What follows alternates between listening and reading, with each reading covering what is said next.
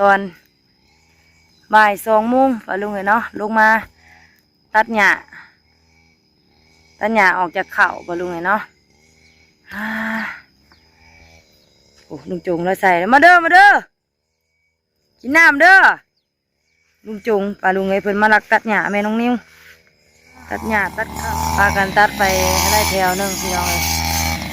เครือแตนบ่ายนี้ปะลุงเอ้ยน้องฮ้อนให้แต่ว่ามันบดบ่ายนี้ฮ้อนปะลุงเลยลุงจุงเราตัดไปก่อนแล้วหลายเติบปะลุงเนาะแปลงไปตัดไปน้ำแปลงไปน้ำปลาลุงเอ้ยจักกระไรพี่น้องเอ้ยเปิดหรือว่าดีโอ้ย้อนนี่ย้อนดิโอ้มึงก่อนก็ย้อนเลยพี่น้องตัดนั่นเดี๋ยวว่าตัดหญ้าทิ่คันแขวใครว่ามันก็เบาโอ้ยยังตัดเด็กขั้นแขวอยู่นี่นะโอ้เด้อไม่ห่างลูกศรเลยนี่ไม่ห่างลูกศรโอ้ไม่ห่างผัวกูอยู่โบเมนไม่ห่างกันผัวปะโตเอาไปดูไงเนาะตอนนี้กะตากแดดหน้าแล่หน้าลำลงมาพี่น้องเอ้ยเนาะตากแดดหน้าแดดหน้าดำย่างลงมากลางทุ่งไห้ทุ่งหน้าบาดนี่เนาะตัวพลังฟุ้งพั่วปลาลุงเลยเนาะหลังจากกินข้าวกินน้ำพักเที่ยงเรียบร้อยปลาลุงเลยเนาะก็ได้เวลาลงมาตัดหญ้าบาดนี้ปลาลุงเลยเนาะตัวนี่ที่ว่าเขาตัดไปก็พอบุญเมื่อก่อนนั่นปลาลุงเลยเนาะทางหลังแม่น้องนิ้วนี่ก็เขียวแล้วบาดนี้เนาะเริ่มเขียว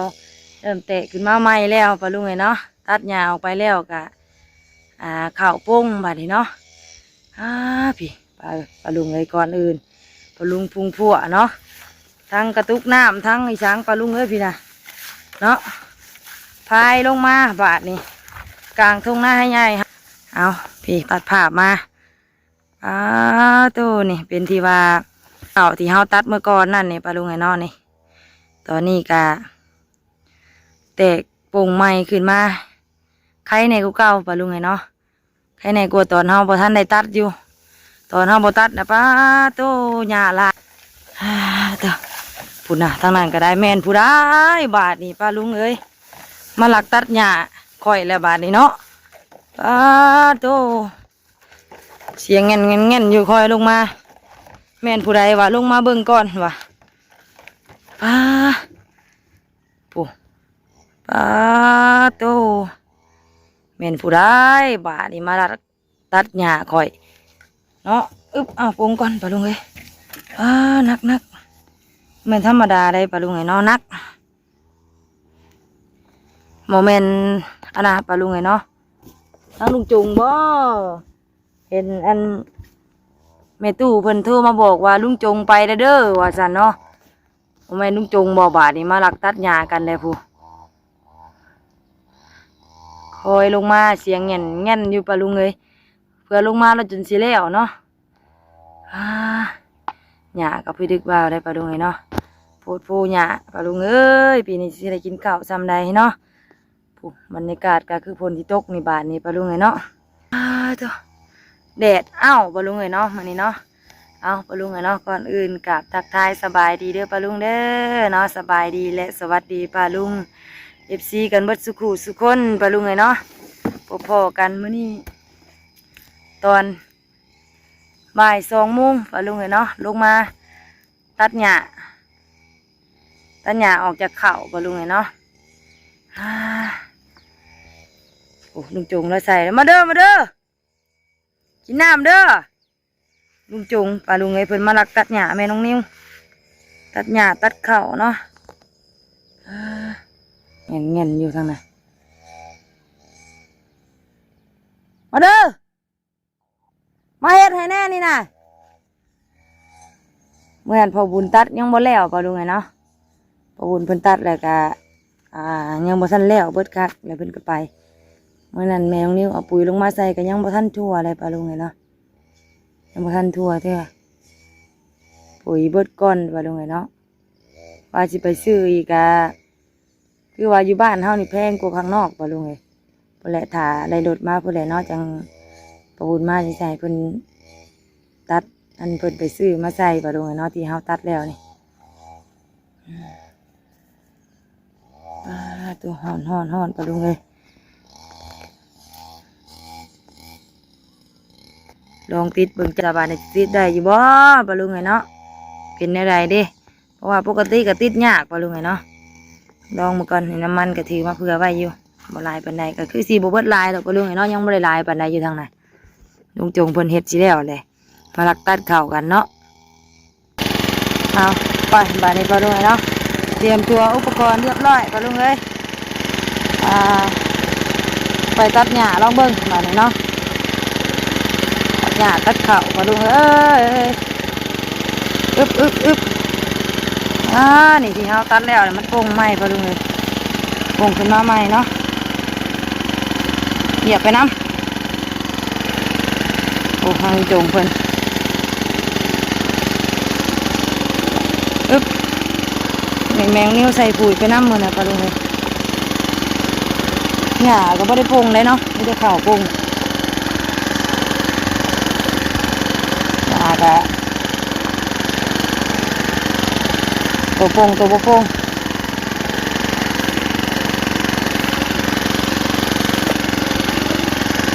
อึบ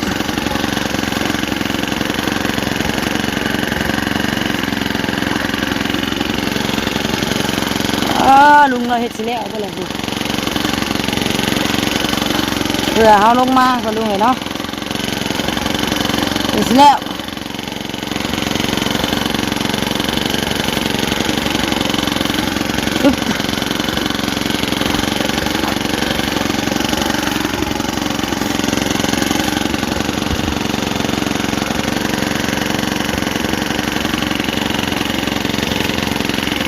พากินน้ำกินไนเลยบ่จุ่มเนาะ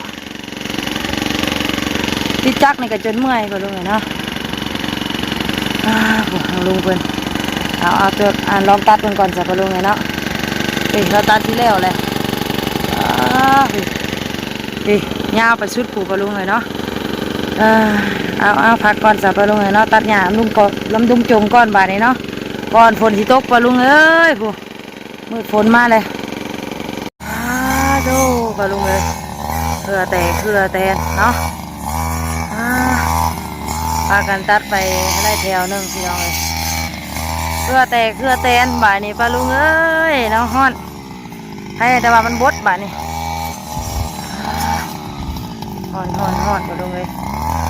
จุ่มมาตัดไปก่อนแล้วหลายเติบปลาลุงเลยเนาะทั้งข้างหลังในตรงนี้พี่ทั้งนี้แล้วก็กับให้ลุงพูดไปย่างอยู่พี่น้องเลยเนาะแดงพวกยังบ่ทันเบิดอยู่ปะลุงเลยเนาะมึนเบิดเลยมือปวดมือเลยปะลุงเลยเพราะว่ามือเขากำเลยเนาะเอาคันเล็งนะกำเล็งฮ้อนดีดอกพี่น้องเอ้ยมาเด้อตัดหญ้าซอยแม่น้องนิ้วพี่น้องเลยทางลุงจงเพิ่นมาตัดซอยแสงจักรเราคือบริไกลไปไหนนะลุงเนาะลุงตัดคือจังสีบ่เมื่อยเลยปะลุงหรือว่าเป็นน้ำใบมีดเท่าบ่เข้าบ่วะ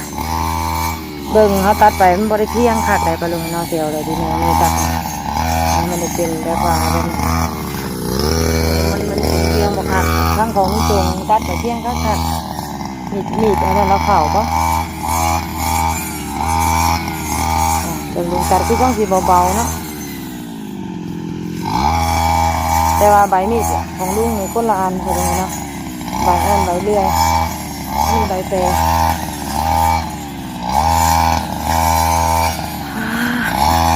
ห่อนก็ลุงได้ลุงจงมาตัดซอยใหม่เนาะเอาจักรเรามาเลย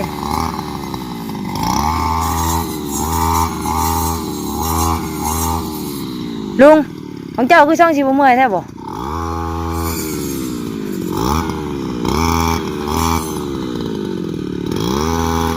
ตัดคักก็ดีแล้วนะ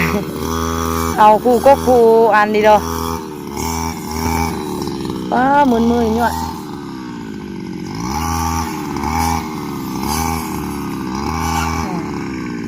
ลุงของเจ้าคือช่องสีเบาอย่างแท้บ่เป็นน้ำใบมีดเท่าบ่เข่าบ่วะบ่เจ้าเบิ่งแน่เวลาเขาตัดน่ะมันบ่ได้เพียงคือของเจ้าได้แต่ว่ามันใบใบผ้าวะตัดไว้มันคืออันบ่เพียงอ่ะนะ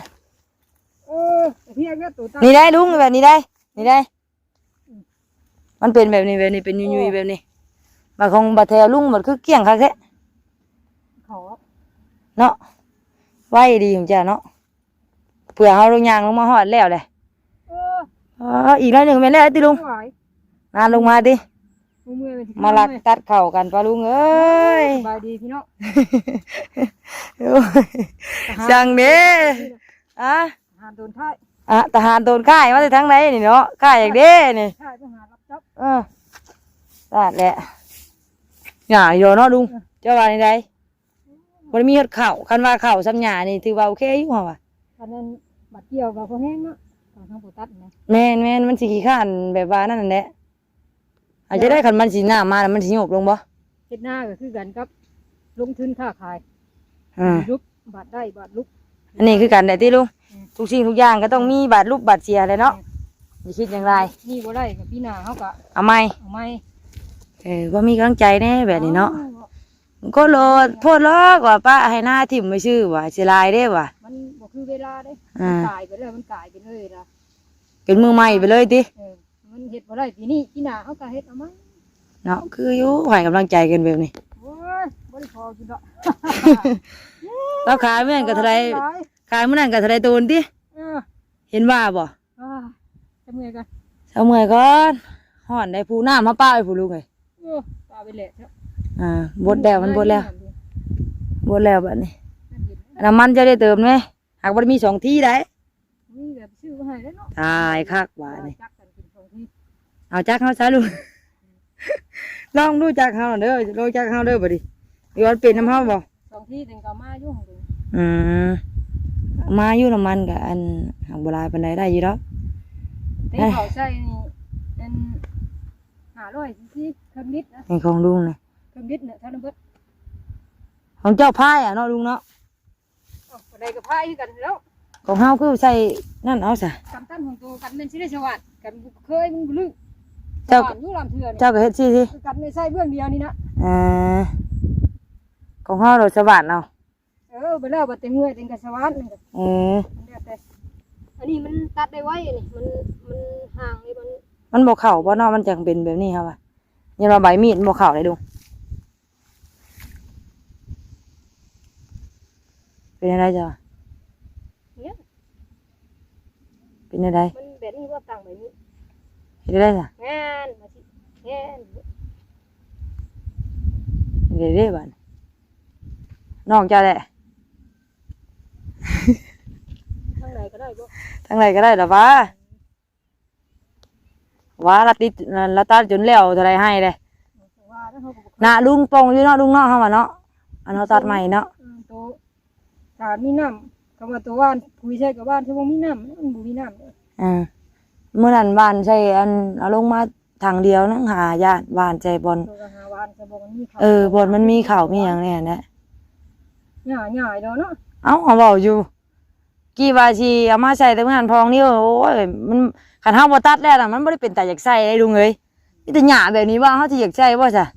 บ่ได้เพิ่นว่าบ่ได้ถ้าใส่บัตรมันป่งเพิ่นว่าเพิ่นน่ะบ่เต็มปกติน้ำพอดี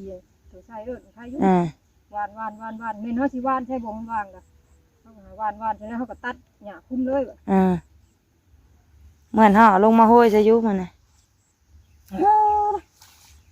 เมื่อยนั่นก็ตัดบ่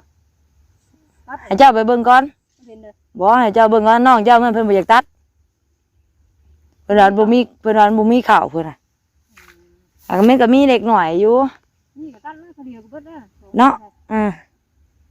สินำเริ่มตัดนี่ของเฮานั่นก็ตัวทางนี้อยู่ว่าตัวทางนี้แต่เอาทางนั้นมันบ่ต้องตัดใกล้กันนั่นแบบนี้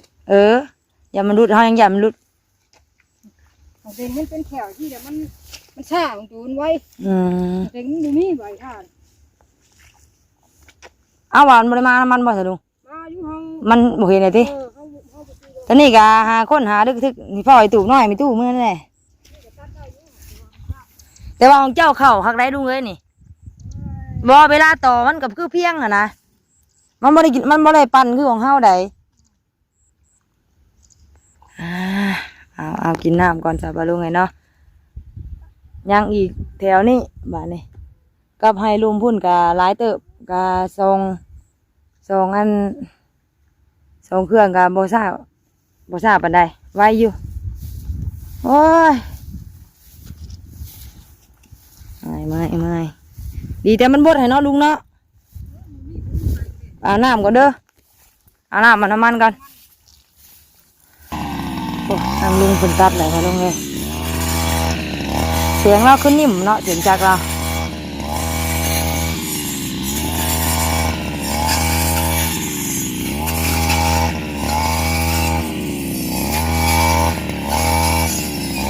คือแต่ไปคือส่งสิบเมื่อยว่าเราเห็ดเนาะว่าเราเห็ดแล้วคือส่งสิเมื่อยเอาลงเลยเอาซอยกันตัดก่อนจับกระดงเนาะจักหน่อย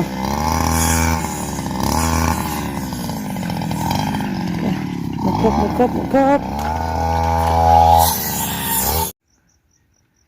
ตัดไปน้ำแปลงไปตัดไปน้ำแปลงไปน้ำปลาลุงเอ้ยจักกระไรพี่น้องเอ้ยตัดเป็น บ่ของนิวตัดเพื่อนกันเองเต็กเพื่อสิติดได้ลันแต่ละรอบนะนี่ใครได้เพิ่นหายได้เพิ่นน่ะทีมจะบ่เด้ทีมก็มีอันใหม่ก่อนเอ้ยว่ะคนแบบคนเมื่อยเนาะอย่างหายแล้วติดยากเลยลุงแต่แล้วอยู่ทีมจะบ่เพิ่นน่ะมันก็โป่งยาวอยู่ได้เนาะลุงเนาะน่ะเข่านี่ตัดสั้นมาโป่งยาวกว่าได้เลยเนาะลุงเนาะตูตัดสั้นนี่มันโป่งยาวกว่าตูเขาตัดยาวได้นี่ก็เริ่มโป่งแล้วไปลุงไอ้เนาะนี่ที่ว่าพองนิ้วเป็นตัดเมื่อนั้นมาฮะอะไรก็ได้อย่าก็ไม่รู้ว่าอย่าฮะตัดผมนะแล้วเข้าใจคนแบบซะติ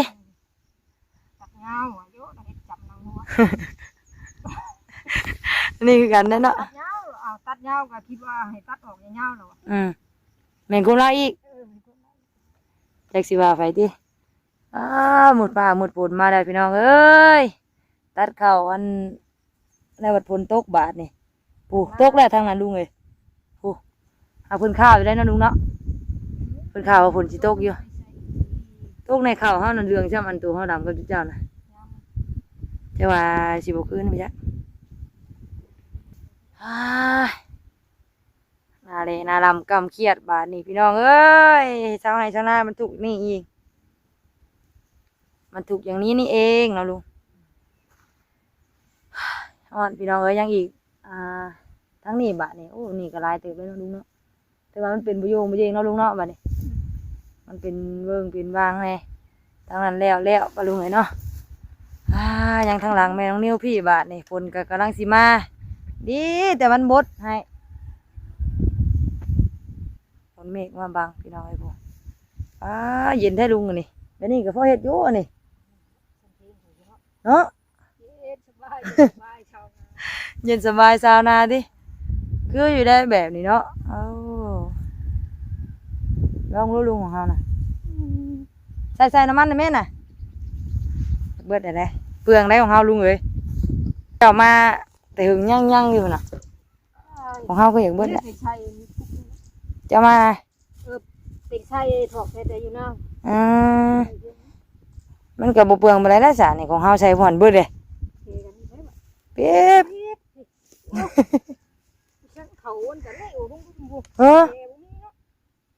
อันไหนเดียวนะมันบอกเงือกมาหาเฮาสิบ่เฉพาะเรื่องว่ายื้อแน่จ้ะ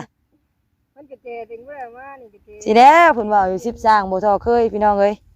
10เคยบ่ทอบ่เท่าบ่ได้ดึงนะไปก็เฮ็ดไปก็ยื้อแล้วจังว่าปวดยื้อแล้วมันก้มสิลุงยื้อแล้วมันก้มแมวบัดนี้เนาะ พ่อยังปวดเอวมันโดดจักแน่ใด ปั๊บสิดิปั๊บใส่ บ่จักเนาะ มือไผมือมันเหรอ ไปก็มันเป็นอะไรก็ใส่นั่นนั่นเลยนะอ่า ตัดได้กันเลยดิ เออ เอากับผู้แล้วเมื่อยมือทำพิษแห้งเด็ก ยืดใส่ไก่เพิ่น พวกมันสิไกลได้ดูของเขาเกาะพี่ว่าพวกเนาะมันดูไกลดิบัดนี้เจ้าใหญ่มาให้เฮาแล้วมันนั่นแบบนี้น่าเสียดในแต่หึง ตูก็คำตูอยากเอาใบเอาทางนี่ตูก็ย่านสายมันดงเต็งนั่งใส่แบบนี้ง่ายกว่า ลองเบิ่งบาดนี้พะลุงไงเนาะหลังจากที่ลุงจงเพิ่นสิบ่ลุงมันบ่รุดบ่ ยอดลงอีกยอดหัวลงอีกเออดีว่านี่ได้ตัวมันบ่รุดบ่ อ้าวตัวก็ครึ่งไว้ในมือพี่ตีคำตัวคิดว่ามันสิรุดตัวกับบ่ลึงตัวกับ ใส่คือเก่าสิบ่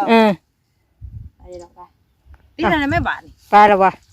ตุกโอ้ยจะตุกกับมันแตกเนาะถอยผู้ไม่โอ้ยเนาะ โอ้ยเนาะ นั่นแหละเพิ่นว่ามันแม่นแนวมันยิงเฮ็ดย่างให้เฮาเฮ็ด นั่นเด้ญาติลูกญาติผัวเฮ็ดฉันได้ผัวจังสิขาด ผัวสิบ่เฮ็ดหาฉันได้ผัวจังนี้นะ จักละมอนเด้จักละ ใจจ้ะ เปิดแล้วบ่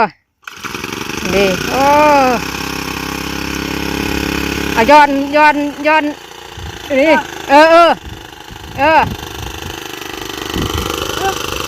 ย้อนใบมีดมันลงอีกมันสั่งมานักเอาโอ้ยญาติเลยโอ้ยมึงก่อนกับญาติเลยพี่เนาะ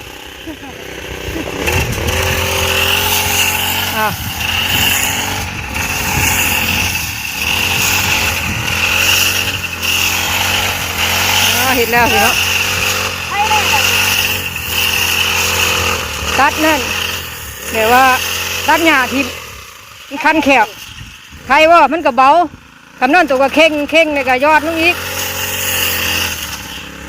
เห็นบ่มันเจ้ย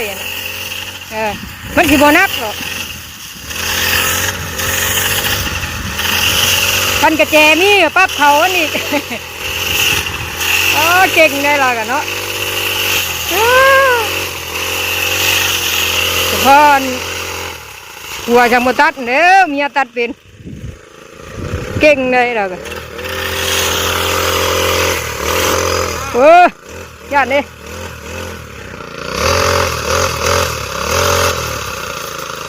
ดุงยังญาติแม่มันลมเพราะมันต่ำพอแล้วสายมันต่ำต้องเข่งขึ้นอีกต่ำมันนี่ว่าต่ำน่ะ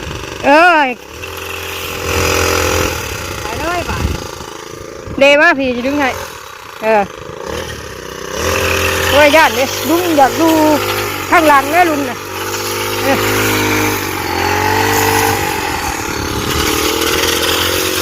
ตรงนี้ก็เข่าเลยแต่ว่าตัดหญ้าทิพ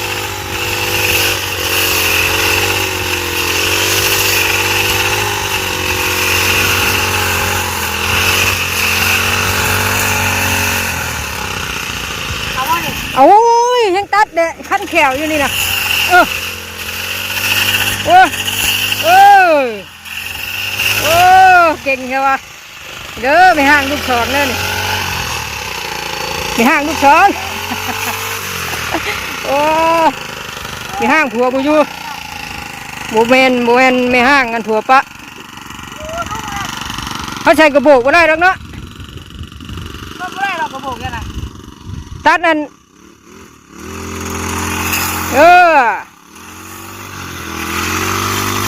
ให้ไปไกลบ่าน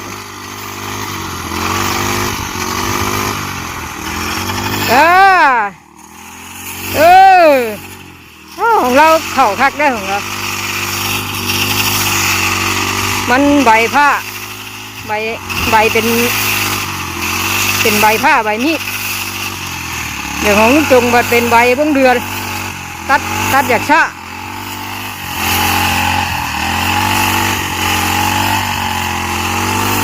ตัดหญ้าก่อนตัดหญ้าแล้วเสียรถมาไถลำไม้พี่น้อง โอ้ตัดไปตัดมาก็เก่งเลยเราก็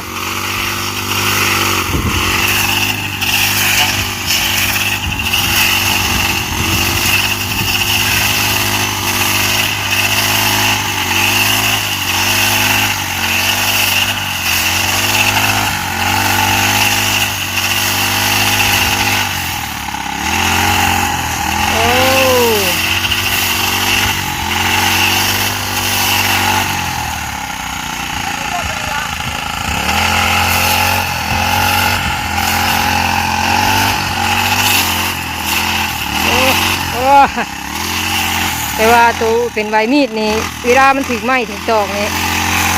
มันสีกระเด็นใส่แข้งใส่ขาเวลาเราตัดเราต้องระวังบ่ให้คนมาอยู่ใกล้คักเท่บ่เบิ่งหมูตัดคือคักแค่มือผ้ามือทนพี่น้องเอ้ยทางนู้นบุญเขาหน้าลำนี่เขาหน้าวานตอนเฮ็ดนี่สบายแต่ตอนเกี่ยวนี่บีไห้แล้วเจ้ามันมีหยานี่เฮ้ยตัดรถน้ำคันหน้านี่ก็ยังอยากตัดนี่เห็นแฟนตัดตัวนึงก่อนพอบ่โอ้เก่งเยี่ยมมากโอ้ยปูให้สบางหูขวกด้วยพี่น้องเป็นนี่เลยเป็นนี่ได้ใครเนี่ยกับเข่งชายมันขึ้นเลยครับเอาจับยันโทรศัพท์ตกน้ำนะขอบใจเอาเก่งไปน้ำเฮ็ดไปน้ำปะลุงเลยเด็กก็ดีลุงแถวนี้นะบุญคือไม่ง่ายขี้ต้มเลิกปะลุงเลยสายมันต่ำนั่นตัวเฮงได้ย่อเขานี่ขึ้นอีกคำเขาปรับสายมันสูงนั่นมันกับโบนัสจ้ะเนาะหมดฝ่าหมดฝนมาแล้วบานนี้ปะลุงเลยผู้เอาก็ตอนมาแต่ทั้งนี้คืองามแท้แต่ข่าวแล้วนี่แล้วตัวกระเจหันอยู่นี่แล้วตัวเงือกขึ้นมาสิตินี่รถยืดดิลุงอันนี้ก็เงือกม่านมาอีกอันนี้มันยืดก็ทำมาเลยกับเขาปรับอันนี้เลยไปใส่ปลาลุงเนาะยังอีกมองนี่เนาะลุงเนาะอีกน้อยนึงพากันตัดก่อนฝนสิมาปลาลุงเลยโอ้เอาอีกน้อยนึงหายใจอีกวันนึงไปจ้าพี่น้องเนาะพบพอกันคลิปหน้าเด้อใส่ปลาลุงเนาะคลิปนี้พากันตัดหญ้ากับลุงจงก่อนมันมาตัดหญ้าซอยทางลุงก็ได้ไปคลิปนี้สบายดีเด้อพี่น้องเด้อ